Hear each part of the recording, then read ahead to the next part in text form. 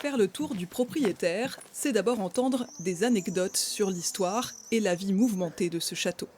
L'obus est venu taper la tour et heureusement, il n'a pas fait plus de dégâts que ça. C'est aussi faire l'état des lieux de tout ce qu'il y aurait à refaire, par exemple. Là, on a des gros travaux à prévoir de ce côté-là.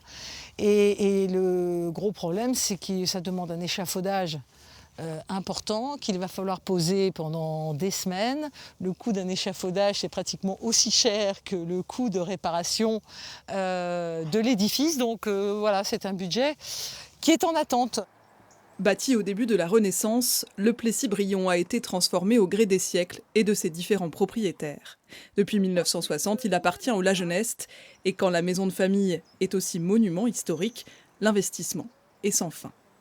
Cette année, on a pris la décision de refaire les fenêtres des trois lucarnes qui sont au second étage et la fenêtre de gauche du bâtiment principal au premier étage.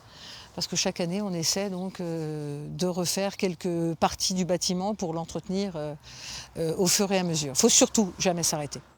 Habiter toute l'année et visiter l'été, les propriétaires n'ouvrent leurs portes au public que quelques semaines par an. Alors, il faut imaginer cette salle totalement vide. Le but d'une salle des gardes, c'était Mais avec 500 visiteurs en moyenne et un billet d'entrée à 5 euros, ce n'est pas ce qui permet de financer l'entretien du château. Je vous ai montré tout à l'heure les projets de restauration des fenêtres. C'est évident que les visites de l'année ne couvriront même pas les travaux d'une seule fenêtre. Donc oui, c'est assez dérisoire. Maintenant, grâce aux visites, on a la possibilité de déduire fiscalement les travaux que l'on fait à partir du moment où ils sont faits sur les parties visitées et où ils touchent l'édifice. Un édifice et une histoire d'amour et de sacrifice que les propriétaires aiment aussi partager avec leurs visiteurs de passage.